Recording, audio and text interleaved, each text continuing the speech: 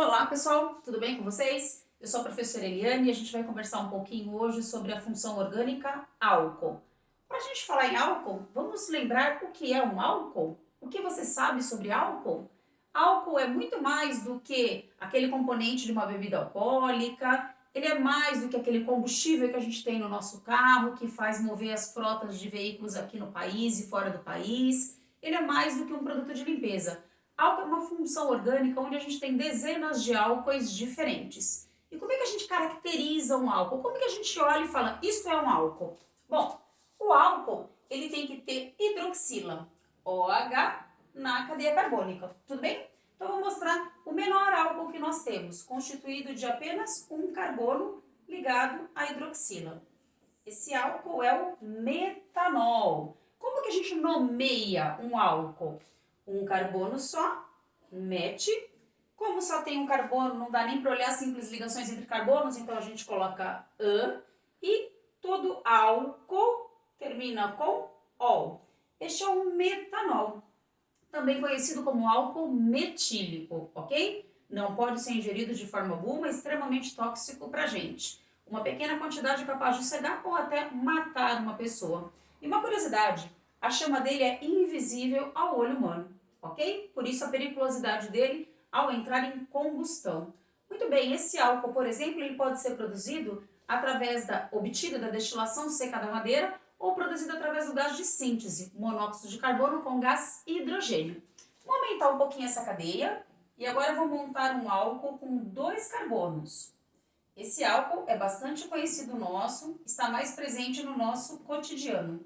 2 carbonos, prefixo et, entre os carbonos apenas simples ligações an, e todo álcool termina com ol. Este é o etanol. Tudo bem? Muito bem. Metanol também pode ser chamado usualmente de álcool metílico. Etanol de álcool etílico.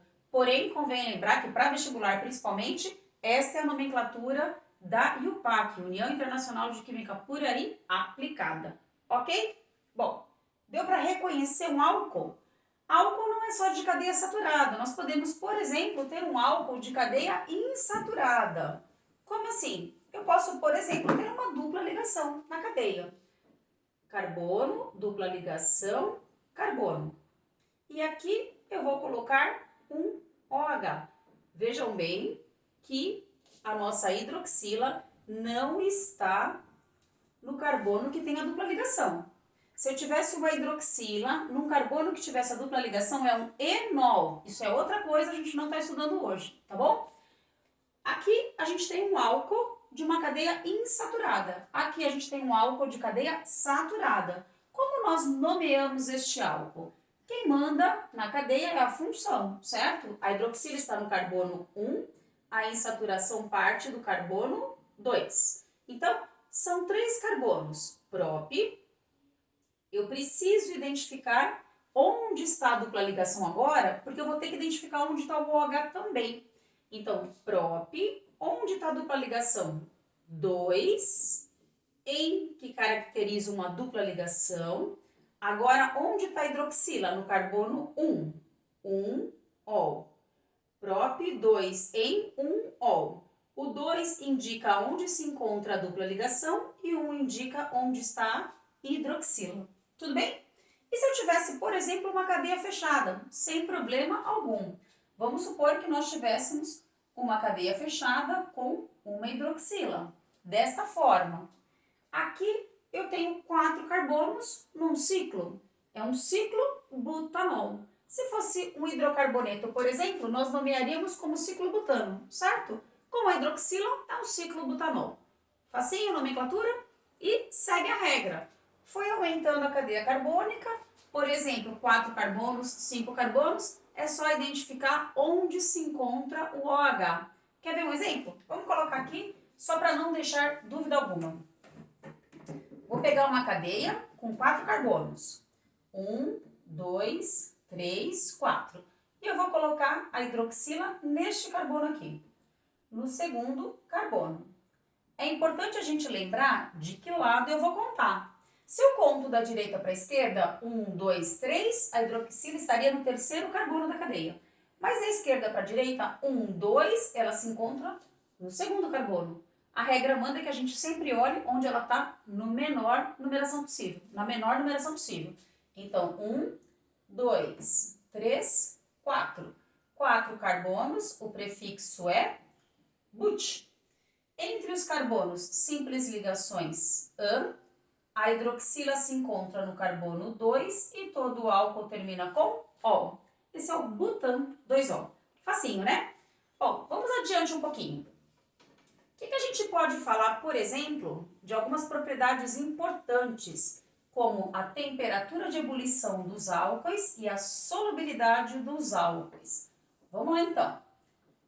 Temperatura de ebulição, não preciso nem dizer, né? Passagem de uma substância do estado líquido para o vapor, certo? Então, vamos dar uma olhadinha aqui. Eu tenho um álcool de cadeia pequena, CH3OH, que a gente acabou de ver agora há pouco, metanol. Vou aumentar um pouquinho a cadeia, vou colocar 2 carbonos.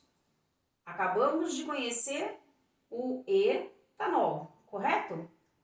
Agora vamos aumentar um pouquinho. 1, 2, 3.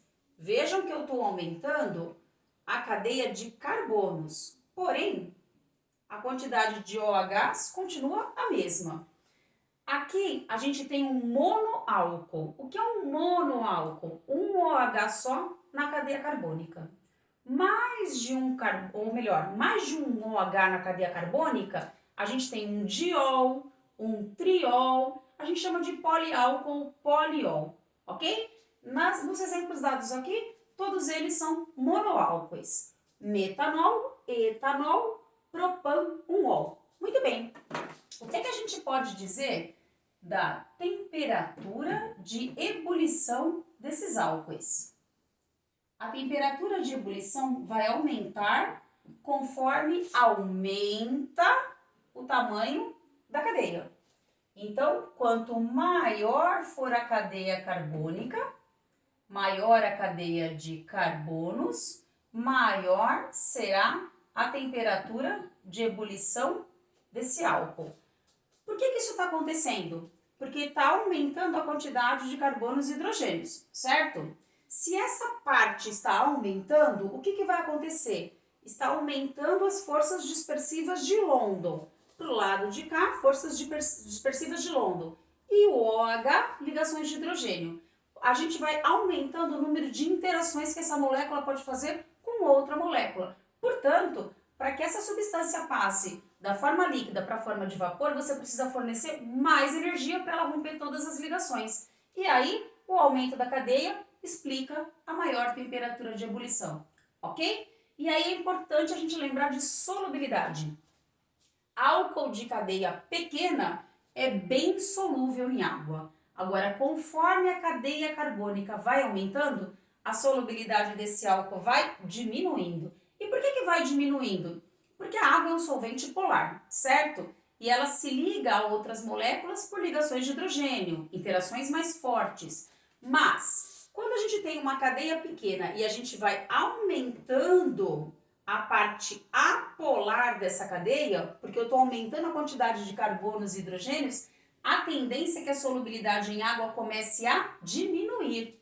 Então, olha lá, quanto maior a cadeia, maior a temperatura de ebulição e menor a solubilidade em água, ok? Aumentei a cadeia, aumenta a temperatura de ebulição, porém, diminui a solubilidade do álcool em água. Tranquilo até aí? Bom, é importante a gente falar um pouquinho também da produção do álcool no Brasil. O Brasil tipicamente retira o álcool de onde? Produz o álcool de onde? A partir da cana-de-açúcar. Então, o plantio da cana-de-açúcar aqui num país tropical é muito favorecido. Essa cana é colhida, passa por um processo de moagem e esse caldo vai ser extraído. Esse caldo vai passar por um processo de fermentação alcoólica, tudo bem? Com uma levedura chamada Saccharomyces cerevisiae. E aí o que acontece? Como produção final, a gente tem o etanol e nós temos CO2 que também está sendo produzido. O CO2, durante o processo de fermentação, ele fica borbulhando, mas numa temperatura baixa, é o que a gente chama de fervura fria. Fervura, a gente pensa em algo quente, né? mas quando você visita um local onde está sendo produzido álcool, você vê aquelas bolhas sendo eliminadas, nada mais é do que a produção do CO2 que está saindo nessa fermentação, ok? Essa etapa é chamada de fervura fria. O etanol, quando ele sai no final do processo dele, ele ainda retém muita água. Isso não é viável, principalmente para os combustíveis. Portanto, ele precisa passar por um processo de destilação para retirar o máximo de água possível e assim ele poder ser comercializado, ok? Álcool é muito tranquilo, cadeia aberta, nomenclatura é fácil, vale lembrar onde ele está na cadeia carbônica e nomear certinho. Cadeia fechada, basta colocar o ciclo na frente e lembrar das principais propriedades dele, certo? Temperatura de ebulição, solubilidade. Cadeia pequena, baixa temperatura de ebulição, altamente solúvel em água. Conforme a cadeia vai aumentando, a temperatura de ebulição também aumenta e a solubilidade em água vai diminuindo cada vez mais. Tudo bem? Tranquilo? Então, esses são os álcoois, uma função oxigenada super importante que você vai precisar dela no vestibular. Um beijo, até a próxima aula!